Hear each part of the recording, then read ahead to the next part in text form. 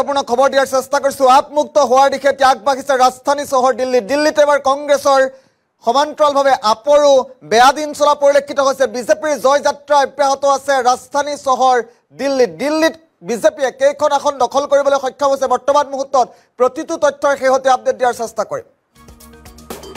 Election breaking এই মুহূৰ্তত এটা অতিকৈ গুৰুত্বপূৰ্ণ খবৰ দিয়াৰ চেষ্টা কৰিছো। ৰাজধানী চহৰ দিল্লীত বৃহৎ জয়ৰ দিশে আগবাঢ়িছে ভাৰতীয় জনতা পাৰ্টি। এটা ইলেকশ্যন ব্ৰেকিং এই মুহূৰ্তত জনাৰ চেষ্টা কৰিছো। দিল্লীৰ 7খন আসনতে বৃহৎ অগ্ৰগতি হৈছে বৰ্তমান মুহূৰ্তলৈকে। আপ কংগ্ৰেছৰ মিত্ৰতা অথলে গ'ল দিল্লীত। দিল্লীত বৃহৎ জয় সাব্যস্ত কৰিবলৈ সাব্যস্ত হোৱাৰ দিশে আগবাঢ়িছে বিজেপি। আপৰ মুখ্য কাৰ্যালয়ত নিমাও মাও পৰিৱেশ বৰ্তমান মুহূৰ্তত। আম আদমি পাৰ্টিৰ মুখ্য কাৰ্যালয়তে নিমাও মাও পৰিৱেশ।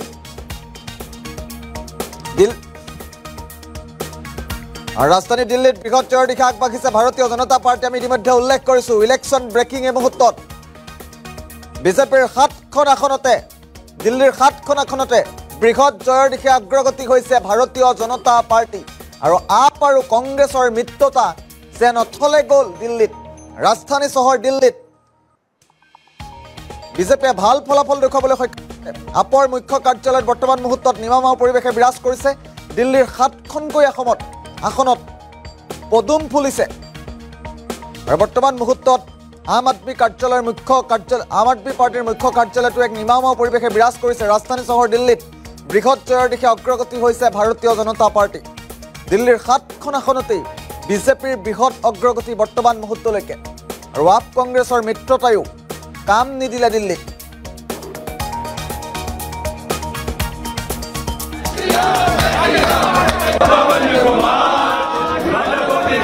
বৰ্তমান মুহূৰ্তত কি পৰিৱেশে বিৰাজ কৰিছে সামগ্ৰিক দৃশ্যাংশ এই মুহূৰ্তত আমি দেখুৱাৰ চেষ্টা কৰিছো। ৰাজধানী চহৰ দিল্লী বিজেপিৰ দখললৈ যোৱা পৰিলক্ষিত হৈছে। জেলৰ পৰা ওলাই আহি অৰবিন্দ কেজৰিৱালৰ যি প্ৰচাৰ আছিল সেই প্ৰচাৰেও যেন কাম নিদিলে দিল্লীত। দিল্লীত এক প্ৰকাৰ জয় যাত্ৰা অব্যাহত ৰাখিছে ভাৰতীয় জনতা পাৰ্টিয়ে। কেজৰিৱালৰ মেজিক দিল্লীত কাম নিদিলে। ভাৰতীয় জনতা পাৰ্টিৰ দখললৈ গৈছে 7খনকৈ আসন। ভাৰতীয় জনতা পাৰ্টিৰ দখললৈ যোৱাৰ দিশে আগবাঢ়িছে দিল্লীত। ইতিমধ্যে উল্লেখ কৰিছো দিল্লীৰ 7খন আসনতেই পদুম ফুলিবলৈ গৈ আছে। আৰু কেইটামান মুহূৰ্ত আনুষ্ঠানিক ঘোষণা এতিয়াও বাকী। কিন্তু বৰ্তমান মুহূৰ্তলৈকে পোৱা তথ্য অনুসৰি বিজেপিৰ জয় যাত্ৰা অব্যাহত আছে। বিজেপিৰ অগ্ৰগতি আৰম্ভ হৈছে। বিজেপিৰ অগ্ৰগতি বৰ্তমান মুহূৰ্তলৈকে দেখিবলৈ পোৱা গৈছে ৰাজধানী চহৰ দিল্লীত। আৰু আপ কংগ্ৰেছৰ মিত্ৰতায়ো কোনো কাম নিদিলে ৰাজধানী চহৰখনত। দেশৰ ৰাজধানী চহৰতে ভাৰতীয় জনতা পাৰ্টিয়ে ভাল ফল দেখুৱাবলৈ সক্ষম হৈছে। সামগ্ৰিক পৰিৱেশ এই মুহূৰ্তত দিল্লীৰ পৰা পোনপটীয়া সম্প্ৰচাৰ যোগে দেখুওৱাৰ চেষ্টা কৰিছে।